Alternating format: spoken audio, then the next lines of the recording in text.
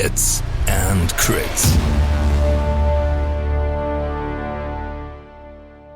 This video is brought to you by Asmodee. What's up, Hits and Crits family? Welcome to a new episode where we highlight a Nationals tournament. And this time it's about the US Nationals 2026. And we have no other than Belisarius with me. Hey, Belisarius, great to have you, man.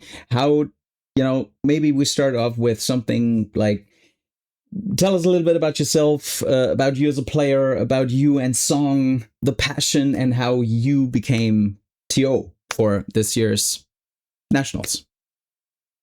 Okay, brief little history for myself. I first started playing Song shortly before COVID. I didn't even know how charges worked, and got into the game, went to a tournament, and somehow won, barely knowing how to play.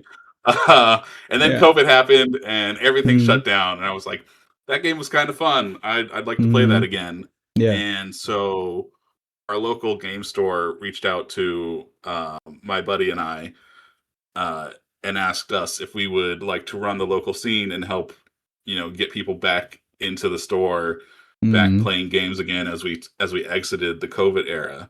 Yeah. And so I've been running the Kansas City local group ever since, shortly post-COVID. And then I've been going to, U.S. Nationals to compete ever since, that first one we had, that post-COVID. It was kind of like during COVID. Yeah. U.S. Nationals, that was in Indianapolis. So we're talking 6 years here of running tournaments locally and being involved competitively, traveling for events and competitions. And so now this will be the first year that I'm not competing in US Nationals, but instead I'll be the head TO and running the whole thing. So hopefully some of my experience running the local group and running small local tournaments can hopefully that can transfer over. Man, I'm sure. As everyone knows, just stuff that's been going on with CMON a couple years ago. Last year, they had to step back from things, and so running US Nationals fell to the community. So last year was the first year where all the various community leaders around the country had to come together to make stepped up. US Nationals happen last year, and that ended up happening in Chicago. That was run by Brian Edgehopper on Discord. He was the head TO, and Evan was the head judge, and so they did a great job running things last year at the US Nationals in Chicago. And then that took a lot out of Brian, so he said, I'm not going to do it 2 years in a row. And so we opened it up again to see if anyone else was willing to run things and host. And so I put in a bid, and then the various community leaders voted, and we were selected to run US Nationals in Kansas City. So cool. So veterans, very excited to 2 veterans stepping up to do that. That's great to hear. Yeah. So excited Kansas to have people City. come, and I'm excited to have people come to Kansas City to see, and to host people. And I'm also admittedly very excited for my local players to have gotten this for them, so that they can have, a local Nationals. That's saves them a lot of trouble from having to travel. But it's not just us. There's a lot of people helping and contributing to making this work. I know the Chicago group and the Tennessee group are donating or contributing a lot of play mats to make sure we have enough mats for this all to come together. And I know Carl Kirsten, who's represents the the West Coast group, the Californians. He's coming in and he's helping out, and he's running a side event in addition to what we're doing with the main event.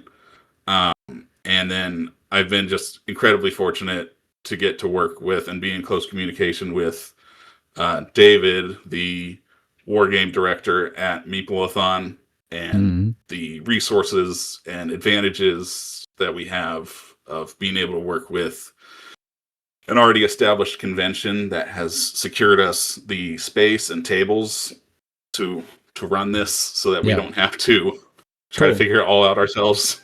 Yeah, I've seen Meeple-a-thon is around since like 2017. I've seen that, and for people that don't know, we will talk about it later on like more detail. But basically, Meeple-a-thon is basically building up a convention or like hosting that for several games, and there is a good purpose behind it, because like money that is collected by that is donated correctly, or correct me if I'm wrong, but that's the case, right? Yeah. So Meeple-a-thon, I think the founder, he's real passionate about helping out the local community, and so ticket sales for Meeple-a-thon raises revenue not only to secure event space and prize support for the events themselves, but also raises money for charity to help the homeless community and various at-need groups. So when you're competing at U.S. Nationals 2026, you're doing more than just playing a game. You're helping people in need. So. Yep. Great. That's what we do with the German Master Series as well. All the stuff that is, I mean, the German Masters, the qualifiers, they don't have to pay, but we also have a side event, basically a bigger side event, and the people that contribute the money is like fully going into charity. So it's always great to have something like that going when hosting tournaments, because it has, like, as you said, like an additional purpose. Yeah, so the key facts, man, tell me where, when, who, what, why. What's the thing? What's the thing happening in November? So in November, U.S. Nationals Song of Ice and Fire, we're going to be holding that at Meeple-a-thon, which will be at the Kansas City Convention Center downtown. And that's going to be in November. Meeple-a-thon itself runs from November 6th to November 8th. So that's going to be Friday through Sunday. That's going to be a weekend. The main event will be Saturday, Sunday. So both days on the weekend. And then the additional side event that we're running would be on Friday. On the side event? Sorry, just a quick question. On the side event, what is it exactly? Is it like a team tournament? Is it something funny? Is it like challenges? Is it like a song bingo? What is it? So the side event that we're running is the same event that Carl had us do back at LVO a couple of years ago, where we take basically anyone that wants to play. And you can be experienced, you can be inexperienced, you can walk in, and we try to pair up. We let people pick if they want to play like with someone in particular, but outside of that, we try to take like the most veteran player available and the least experienced player available and pair them up in the first round, and then they get to play a team game together where they're both on the same side. And every round we mix up the pairs, so you're playing with someone new each time, and it's 2v2. It's not a serious format. We're not keeping track of points or wins. It's just to help make the game more accessible to newer, less experienced players or anyone that's interested. And it's a casual, fun thing for anyone, including our competitive players who are there for the main event. If they just want to roll some dice the day before, and, socialize, it's casual, and it's for fun and socializing, really. Awesome. And I heard that the U.S. Nationals 2026 is the first official Realms of Battle one again, a Realms of Battle format, like sponsored by CMON, or like fully official tournament from CMON. Is that correct? So CMON had to take a step back last year, but CMON is coming back into the fold, and we are, while this is still a community run nationals this year, CMON is back in the form of having it be a Realms of Battle nationals, and I think in the future going forwards we will be US nationals would be it might be even like retitled to just being Realms of Battle. Yeah. And to my understanding, that's going to include other regions around the world. I think Europe will have a Realms of Battle, and I think we have that. Yeah, there is the Realms of Battle one in Warsaw, as always, and there will be, from what from my discussions, there will be one in Southeast Asia. Singapore will be the third one, and nationals leading up to these events. But this is not set in stone yet. It's like open conversations are still in the works. But it's great to see that these three formats are being established. That these are the plans. That's good to hear. Like three bigger official ones. That's great to hear. Awesome. Open to all players. So this is like, as we just discussed with Chris, like from Canada, same thing. Canadian nationals also open for everyone. And I bet you can double down on me saying, I invite each and everyone, even new players just started the game. Please go there, meet the community. There's nothing, just because it's named Nationals doesn't mean it's like an event where an unexperienced player can compete or can't join and just have fun, right? All these tournaments, and I bet that's the same for you, is so inviting. The community is so inviting, and it's just a great place where you can really get the vibe, get the feel for the community, and get the vibe for the game in the best possible way. Yeah, I think it was 2 years before, and the years preceding that, there used to be a qualifying system where you'd have to win a major event or win a local qualifier to qualify for nationals, and that last year and again this year is no longer the case. Anyone can enter, anyone can play, and you're gonna see skill levels. I mean, this was true even when there was a qualification process. There's gonna be skill levels all across the spectrum. You're gonna have people who are top end, highly competitive, highly rated, very experienced players. You're gonna have newer players that are still getting a feel for things.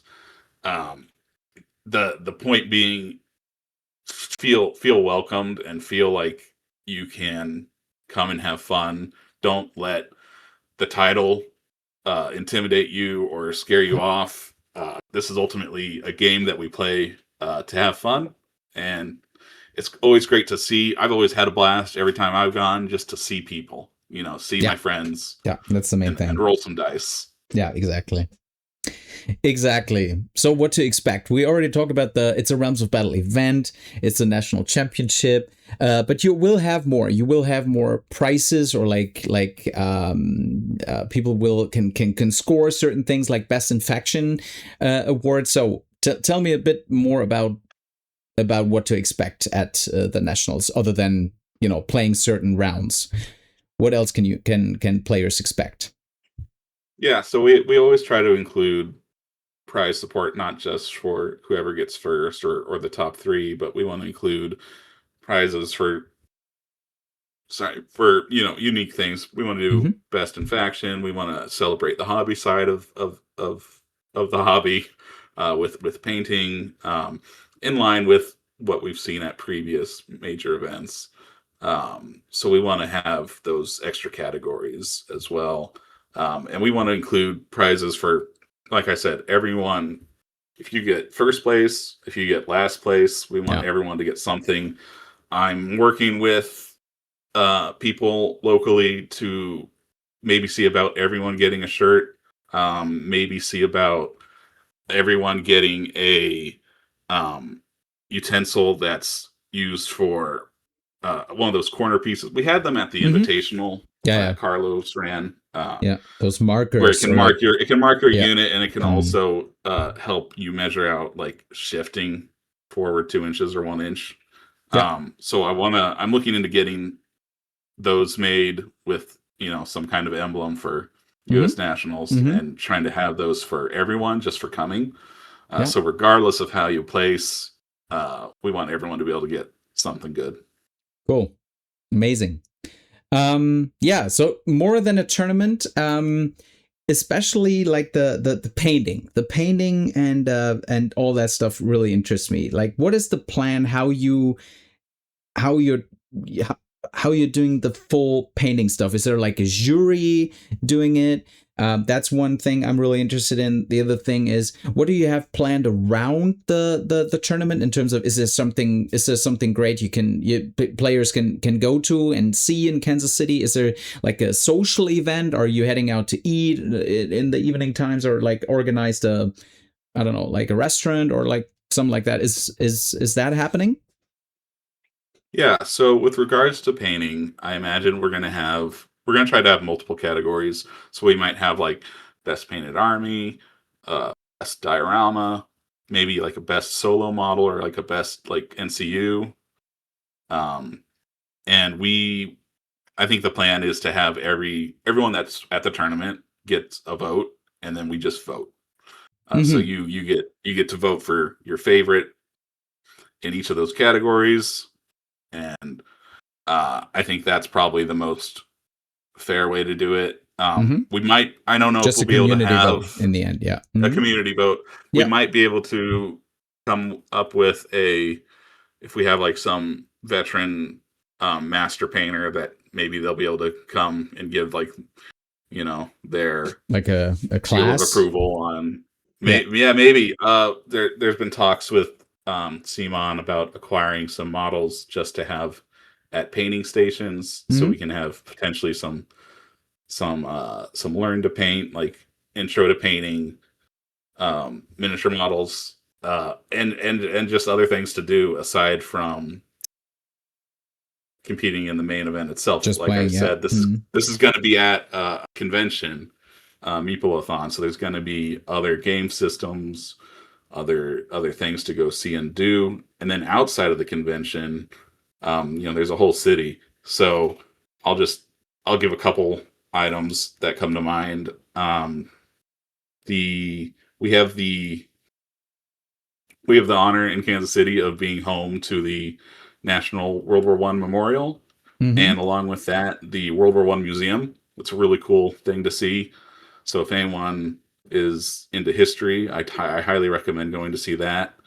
And we have some great food spots around the city. Kansas City's most known for its barbecue, and I know our Carolinians and our Texans are gonna be shaking their hands saying, no, we have the best barbecue, but Kansas City has the best barbecue.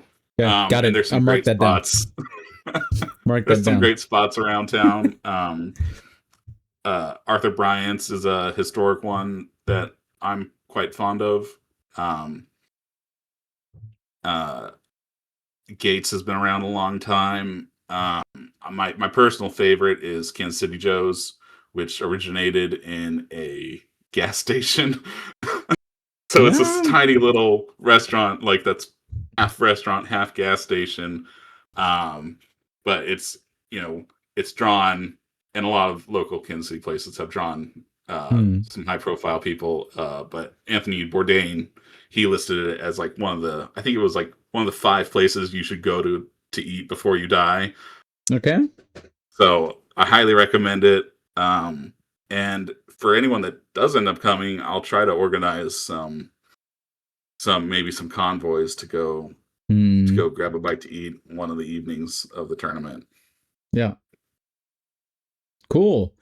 Yeah, on the thing you just mentioned, on the Meeple-a-thon thing. So you mentioned there are certain, are you already, or do you already know which systems will be there? Like, is it everything? Is it like Shatterpoint? Is it Kill Team? Is it Trench Crusade? Is it everything?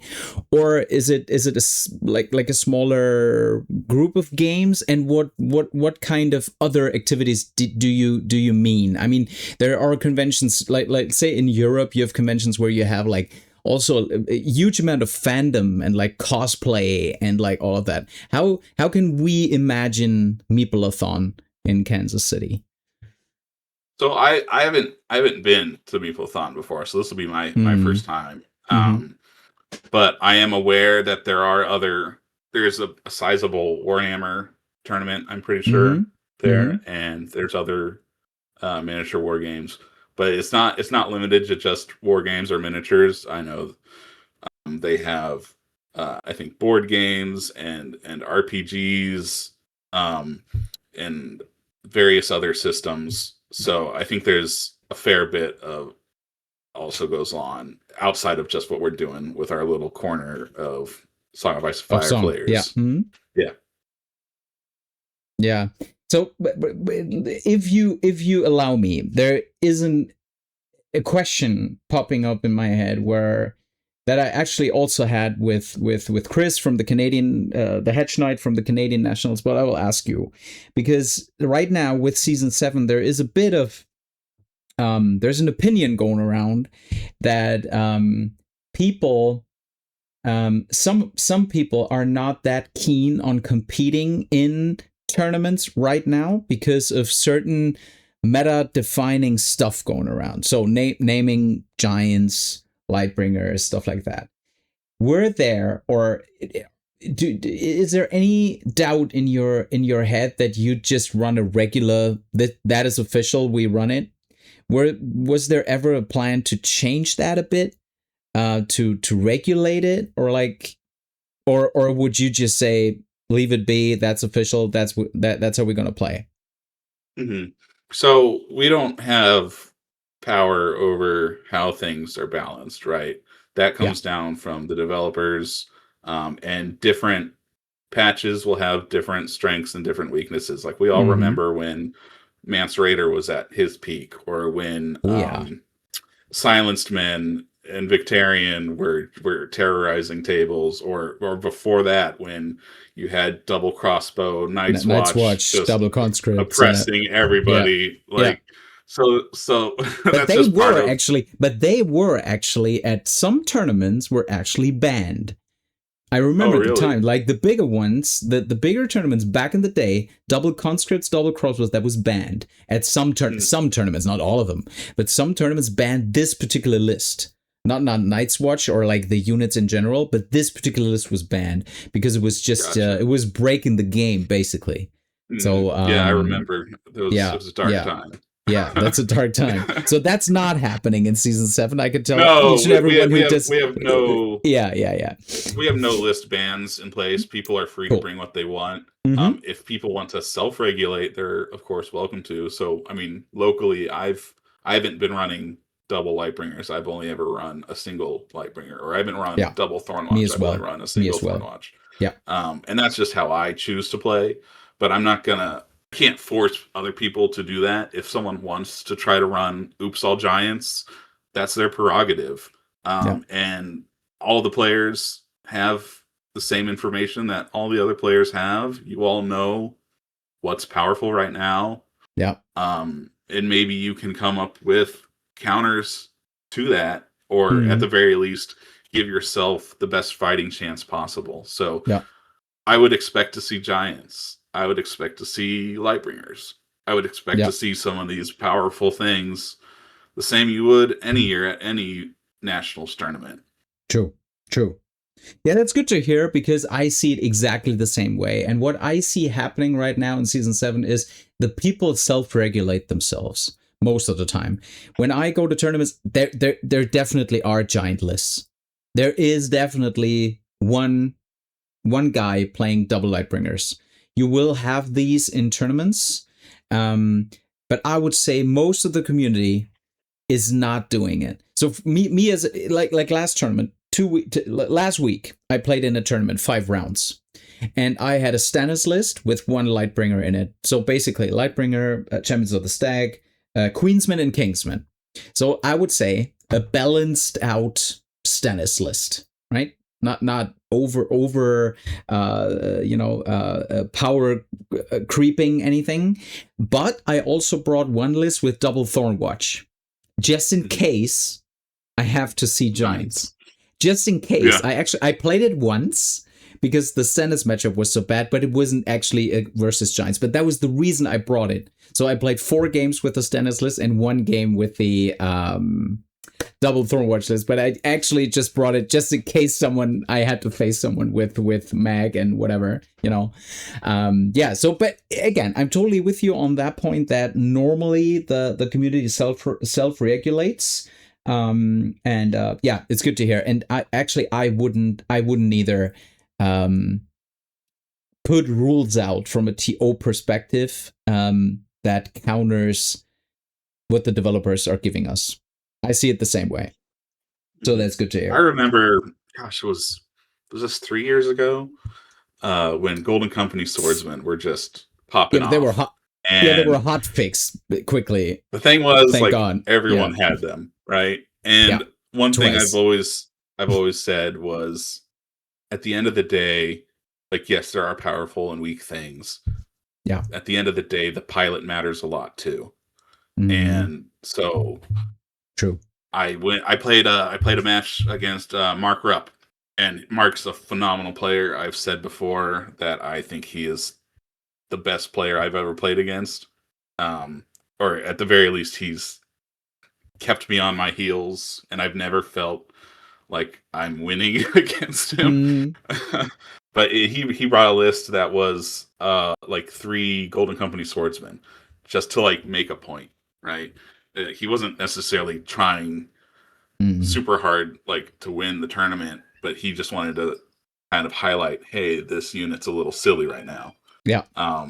Despite how strong that unit was, and despite how strong of a player Mark Rupp is, I somehow managed to get a win in that game. So anything is possible. Yeah, true. It is a dice game. So don't let something like that discourage you, right? Yeah. In the end, that's exactly the same what I tell new players, that they just choose a faction of their liking in terms of like theme, lore, whatever. What they're interested in, what they like from the show, what they like from the books, whatever. So I'm still with it. Like years and years now in the hobby, I still say the same thing when people ask me how to start. I'm not saying, hey, check meta, check videos, check whatever. Just go for the lore. Choose the minis you like to paint, choose the minis you like to unbox, and that's it. Because you can play everything. You can play each and every faction how you want it, like defensively or offensively. You can play them fast. You can play them, well, at least most of them. I mean, there are differences, but you can play each and every list like mobile, or faction mobile or not so mobile. So the game gives you everything. So yeah, I'm saying the same thing. So that's good. I'll even add to that. Yeah. If you play with something that's like not the strongest thing necessarily, like for years Baratheons were not the strongest, right? Winning a tournament feels with better. them, winning with what you love, winning with the characters that are your favorite characters, feels so much better than just I looked hopping up onto a faction. Yeah, exactly. So, we see all of you in Kansas City, and hopefully a lot of players. Right now, you set the spots are for 50, but you could increase, right? If the demand is high, you could increase. To increase. Yeah. That 50 number is not a hard cap by any means. Okay, cool. Don't let that like set expectations or anything. That's just what we have so far, and we have plenty of room for more if we need it. Awesome. Speaking of, I think we have a little announcement for a potential giveaway, right? You want to give away something? We can. So it's going to be up to Chris on determining how and who gets this, but I will be giving away 1 paid entry to U.S. Nationals and the Meeple-a-thon convention. So I'm not playing this year, so the ticket that I would have bought is going to go to one of the audience members here at Hits and Crits. Okay. Now I remember what. Okay, now I was thinking you want to give away a unit box on the show or something. Okay, so an entry ticket to the U.S. Nationals. That is easy. You just put your comment down below. You just say something. Let's say I want it. All right. So you put just I want it down below in the comments, and we randomize and pick one, and we will reach out over YouTube or over Discord if you share your Discord name. Maybe that's even easier, and we will just pick one out of the comments section. So just put it down in the comments below, and we will pick you.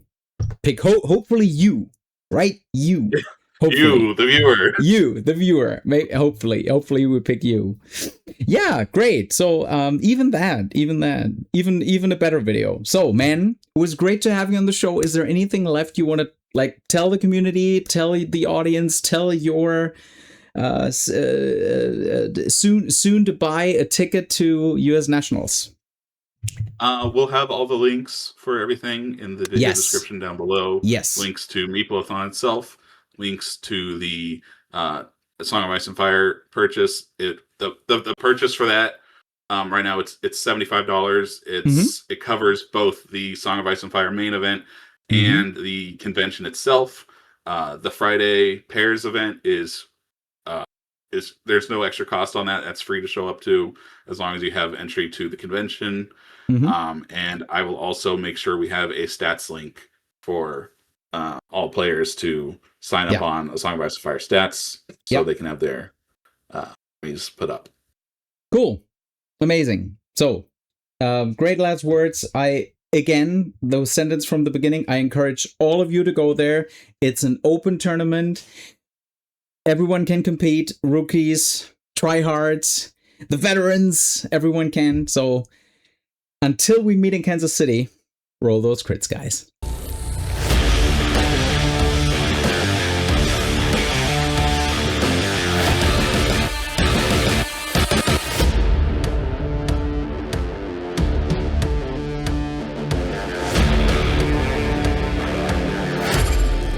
Come for the hits and stay for the crits.